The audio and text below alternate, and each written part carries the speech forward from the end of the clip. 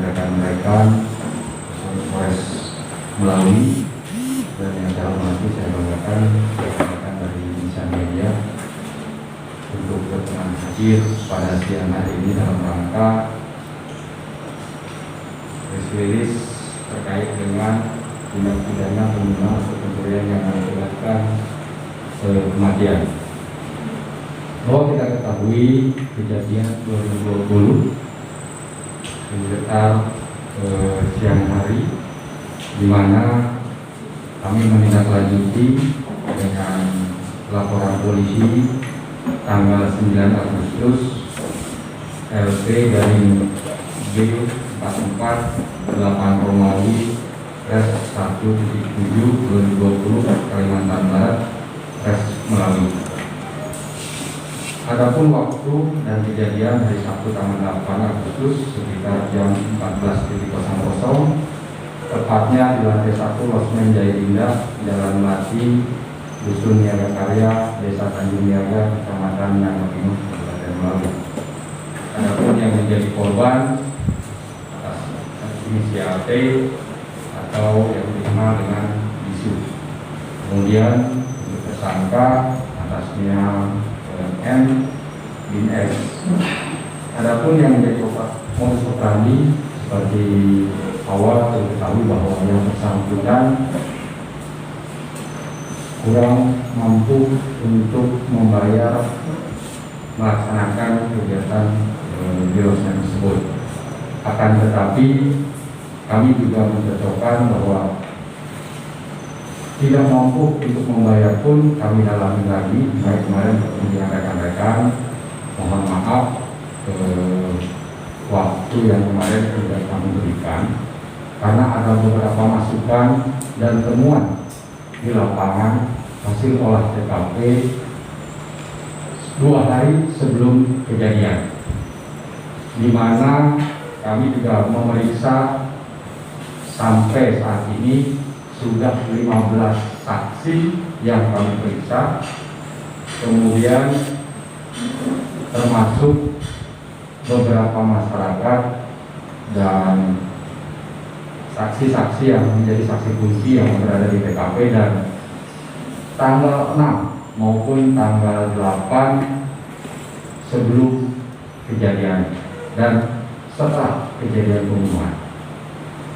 Adapun barang bukti yang kami amankan, yang pertama yaitu baju korban bercorak batik, kemudian bra berwarna hitam, 1 pisau, spray, sandal jepit, jaket, topi, celana panjang, dan yang paling utama adalah 1 unit handphone merek Vivo 1820 warna hitam biru dengan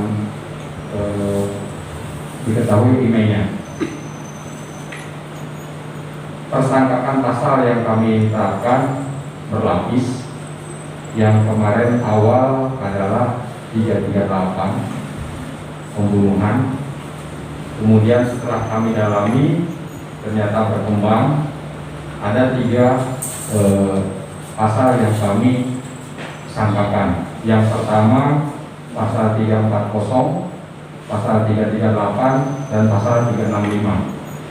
Di mana 340 mengatakan bahwa barang siapa dengan sengaja dan dengan direncanakan terlebih dahulu menghilangkan jiwa orang lain dihukum karena pembunuhan direncanakan, ini untuk hukumannya seumur hidup atau minimal 20 tahun.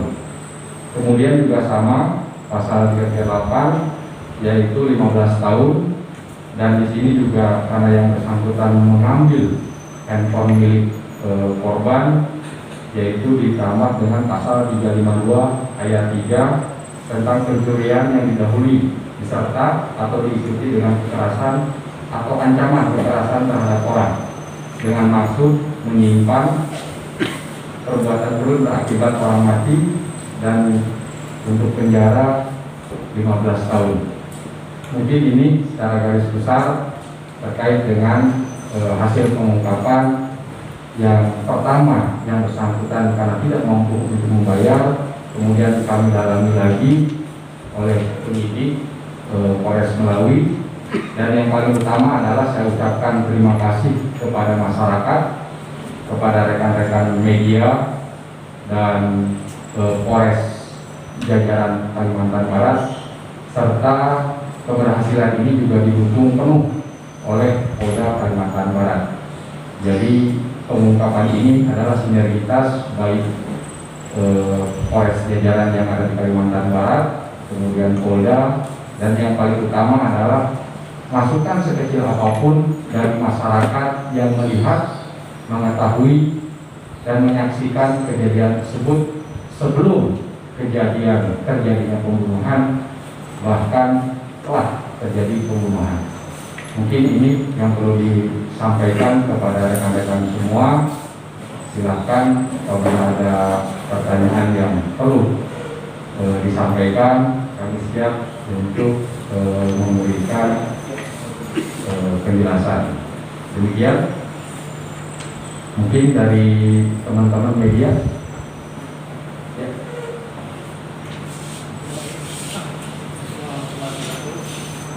Saya Dedi Irawan, di sini mau saya tanyakan fakta-fakta apa saja dan barang bukti apa saja yang ditemukan di lapangan hingga membuat si tersangka dikenakan pasal 340. Terima kasih atas pertanyaannya. Yang jelas fakta-fakta di lapangan, yaitu mundur 2 hari sebelum kejadian, tepatnya tanggal 6 Agustus, yang bersangkutan sudah pernah ke losmen dan melakukan hubungan intim di losmen sebanyak 2 orang dan 2 kali. Pertama inisial S atau N, kemudian inisial T atau B.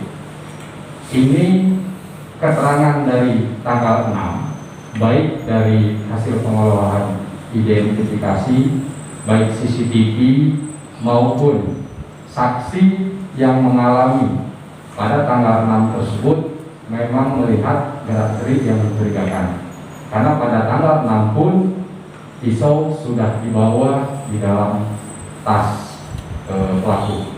Kemudian tanggal 8 bukan di dalam tas tetapi di saku. Itu yang ada pada korban. Karena hal ini juga selaras dengan keterangan yang diberikan oleh saksi-saksi pada tanggal 6 dan melihat dengan keterangan masyarakat yang ada di sekitaran. Karena tanggal 6 itu dan tanggal 8 yang bersangkutan melihat situasi di sekitaran pojok sebelum memasuki losmen. Sebelumnya kejadian ini tanggal 6 yang bersangkutan pun sudah akan memprediksi melakukan itu karena di losmen terlalu banyak orang. Jadi modusnya itu, dan senjata pisau dalam hal ini juga sudah disiapkan di dalam tas. Seperti apa kedekatan tersangka dengan korban? Untuk kedekatan yang tersangka maupun atau pelaku dengan korban itu hanya sebatas memberikan pelayanan dan transaksi saja, tidak ada hubungan yang spesial. Artinya hanya kenal di losmen saja, Pak? Ya, dikenali di awal dari tanggal 6. Ada yang lain? Berapa hari kan ke dugaan bisa dari hasil olah TKP penyelidikan CCTV tanggal 26 berarti 18 hari kami dapat mengungkap, ya ini juga berkat bantuan masyarakat, teman-teman media juga, kemudian backup penuh dari Polres jajaran yang ada plus tim dari Polda.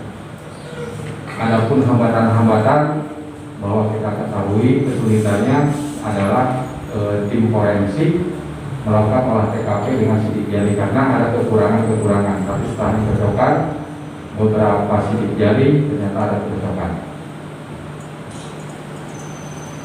Kalau berkaitan dengan tempat kejadian perkaranya Pak, macam losmen itu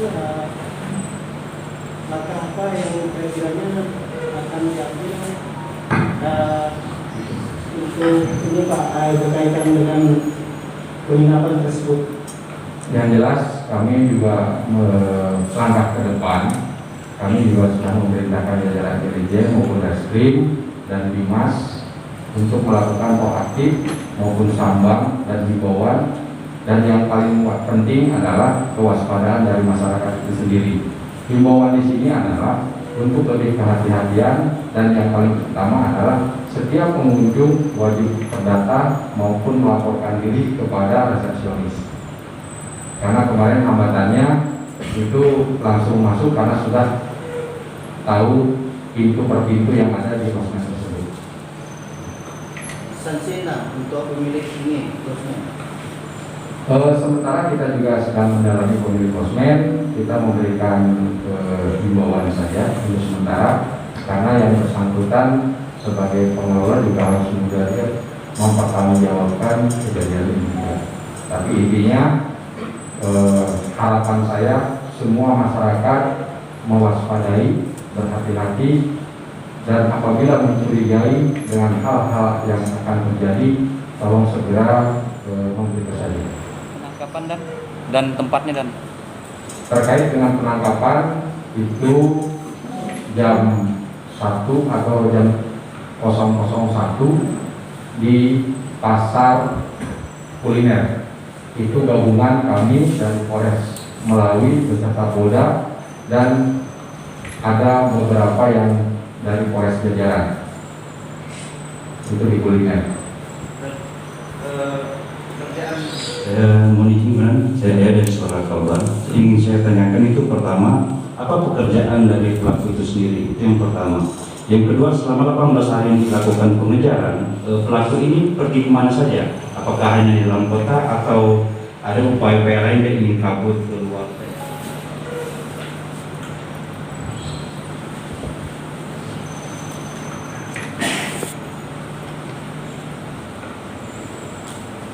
Terkait dengan upaya yang pelaku, bahwa setelah kejadian tepatnya jam 14.00 yang bersangkutan melarikan diri ke sekitaran pasar, dan di sekitaran pasar yang bersangkutan juga membuang beberapa pakaian termasuk celana, dan sempat juga bersembunyi di bawah kolong tempat jualan sayur.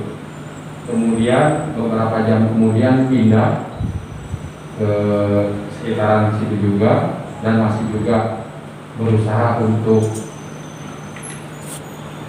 bersembunyi di kolong juga. Dan sekitar malam itu berjalan dengan celana pendek dan jaket sambil berjalan dibuang ke ambulan, nyampe malam ke tempat kos-kosan melalui MI dan Makam. Itu menuju kos-kosan malam, dan kemudian 3 hari berada di kos-kosan berdiam diri. Kemudian melakukan aktivitas seperti biasa sambil melihat situasi yang berkembang terkait dengan penyelidikan yang kami laksanakan.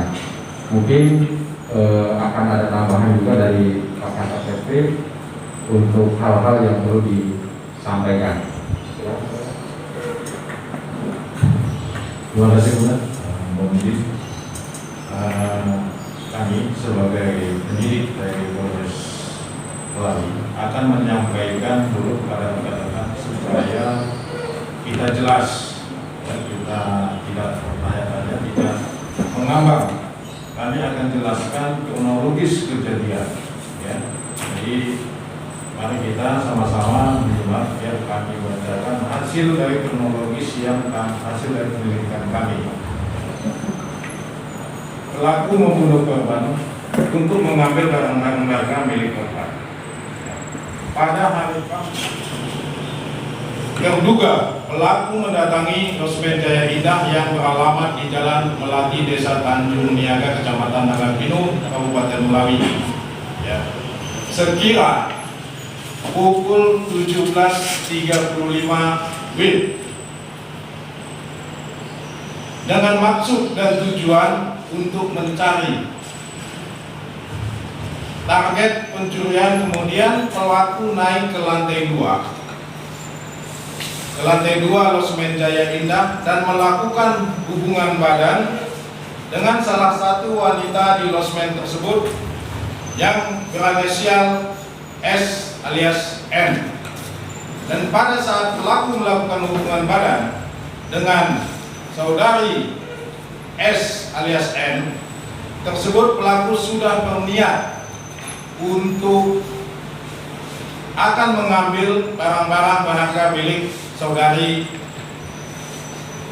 inisial S atau N tersebut dengan cara pelaku hendak mengeluarkan pisau dalam tas pelaku untuk mengancam.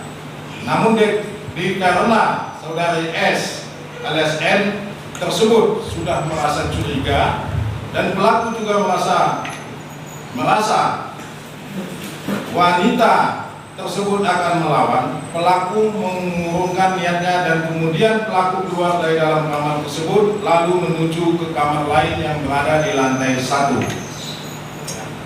Tidak lama pelaku berhenti di depan kamar 102 yang berada di lantai 1 dan bertemu dengan korban atas nama saudari inisial T.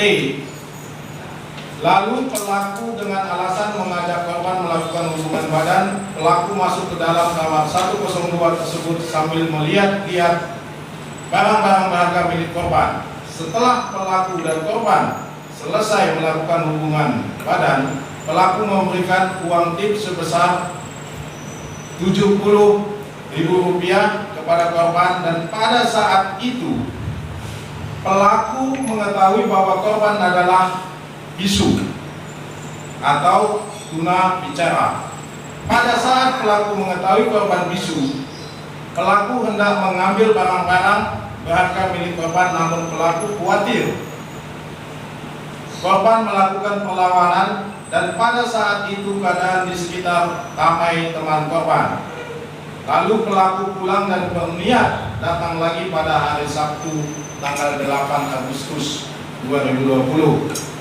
Kemudian pada hari Sabtu tanggal 8 Agustus 2020 sekira pukul 12.20 WIB, pelaku berangkat dari kos pelaku yang beralamat di Dusun Mekarsari 1 Desa Pal, Kecamatan Pino, Kabupaten Melawi, dengan menggunakan masker dan topi serta membawa pisau yang disimpan dalam saku kiri jaket. Dan sekira pukul 12.40 WIB, pelaku tiba di depan Losmen Jaya Indah lalu memonitor keadaan di sekitar selama kurang lebih 30 menit. Kemudian sekira pukul 13.20 WIB, pelaku langsung menuju ke Losmen Jaya Indah dan langsung masuk ke dalam kamar 102 dengan alasan mengajak korban berhubungan badan, langsung menuju ke Losmen Jaya Indah dan langsung masuk ke dalam kamar 102 dengan alasan mengajak korban berhubungan badan lagi. Lalu setelah selesai berhubungan badan, pelaku sengaja membayar korban dengan sebesar Rp30.000 hingga membuat korban marah, dan pada saat itu pelaku mengambil pisau yang sudah dipersiapkan tersangka sebelumnya, kemudian menusukkan pada pelaku. Saya ulangi, dipersiapkan tersangka sebelumnya, kemudian menusukkan pisau tersebut ke arah perut kiri korban sebanyak 1 kali, dan kemudian menusuk dada kanan korban sebanyak 1 kali. Lalu saat korban terjatuh di atas kasur, melihat korban terjatuh dan masih berusaha melawan, pelaku kemudian menusuk bagian punggung kiri korban berkali-kali, dan tusukan terakhir pada bagian leher kiri membuat korban meninggal dunia. Setelah itu pelaku masuk ke dalam WC dan membersihkan pakaiannya, lalu menyiram lantai kamar dengan air dengan maksud menghilangkan darah korban yang ada di lantai.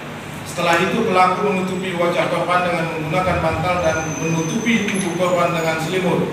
Setelah selesai, pelaku mencari barang berharga milik korban dan menemukan handphone yang tersimpan di dalam tas yang tergantung di dinding.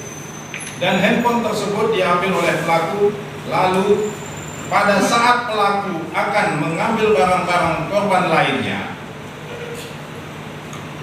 pintu kamar korban digedor oleh teman-teman korban dari luar dan membuat pelaku panik dan lalu membuka pintu kamar dan berlari keluar menuju pintu luar Losmen Jaya Indah dan berlari sampai di daerah Pasar Sayur Jalan Markesan dan bersembunyi di bawah kolong ruko hingga malam, sehingga jam 7:30 malam pukul 19:30 WIB pelaku keluar dari dalam kolong lalu menuju ke rumah kos pelaku yang beralamat di Desa Pal, Kecamatan Nangapino, Kabupaten Melawi dengan berjalan kaki.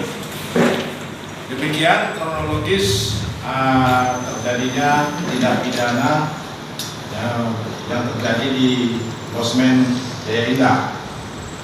Dan perlu kami sampaikan kepada rekan-rekan media bahwa tadi ada pertanyaan dari Pak Irwan ya, masalah prasangka bahwa masalah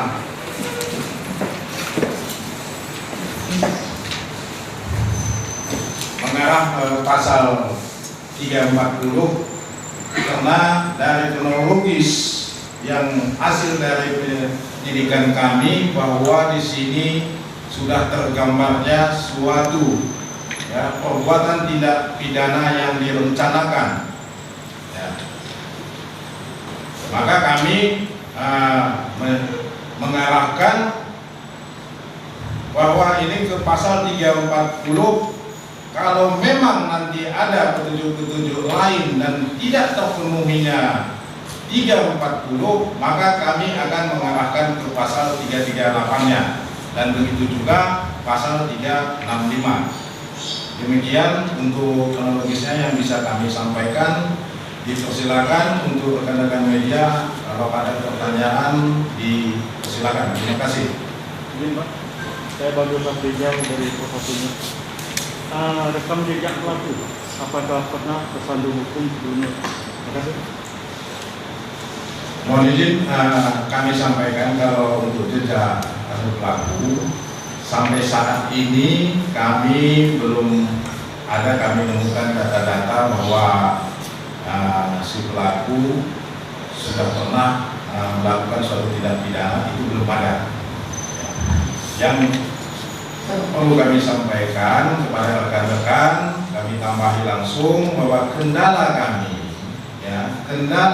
sebagai penyidik dalam penanganan kasus ini maka sampai memakan waktu kurang lebih 18 hari. Ya.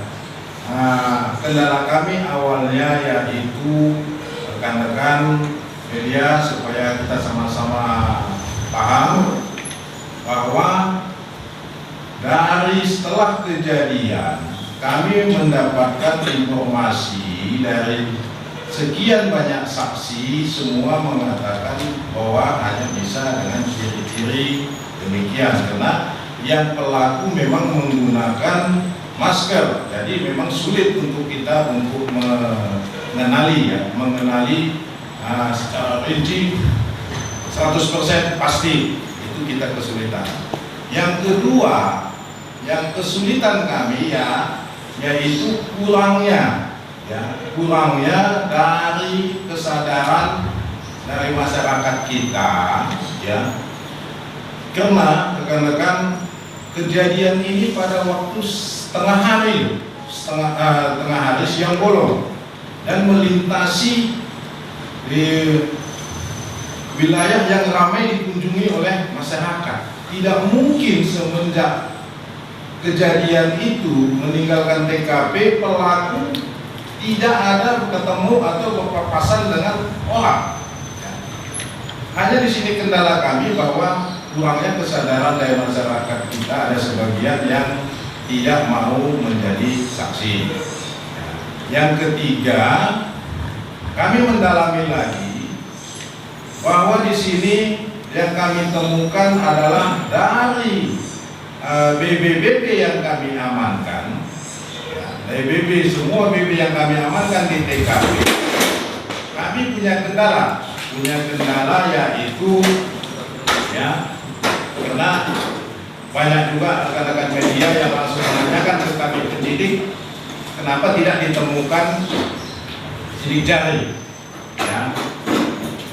Jadi karena kita tidak ada menemukan sidik jari, maka kami sebagai penyidik berasumsi bahwa pelaku ini adalah sudah berpengalaman, mungkin residivis. Ternyata setelah kita berhasil mengungkap, ternyata mohon maaf saya sampaikan bahwa yang bersangkutan sebagai pelaku bahwa memang ya ada, ya maaf saya sekali lagi saya mengatakan ada kelainan, mungkin itu dari lahir ya, dari tangannya yang bersangkutan ini agak sedikit, jadi tidak akan terindikasi bahwa di situ akan ada nempel sidik jari.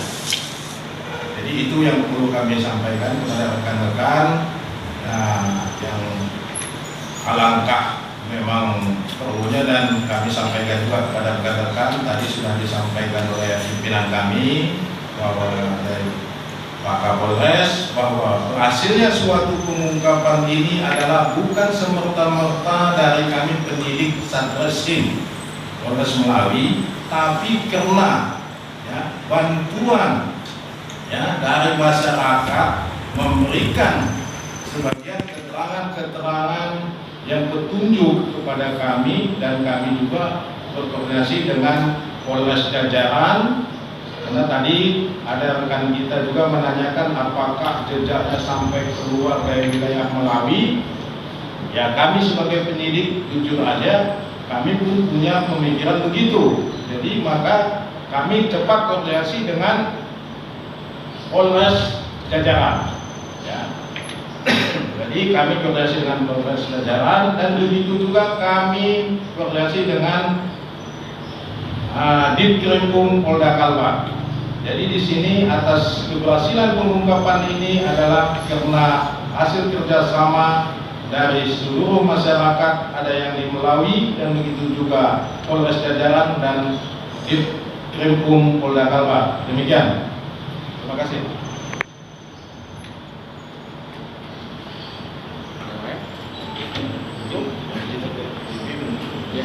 Mungkin itu saja yang perlu kami sampaikan. Selanjutnya silahkan rekan-rekan media kalau mau mengambil gambar barang bukti yang berada di TKP maupun sekitaran TKP.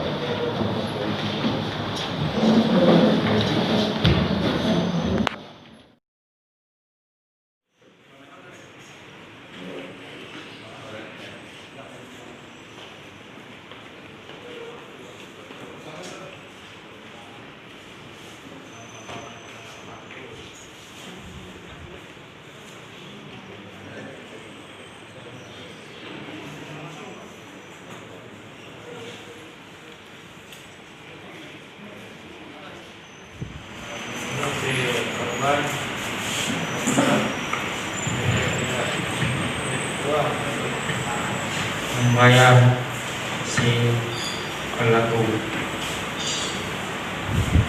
Faktor penyebab Anda merencanakan perampokan apa? Penyebab saya mengambil si pemilik barang sekorban. Saya untuk mengganti handphone saya yang sudah retak layarnya. Sekian.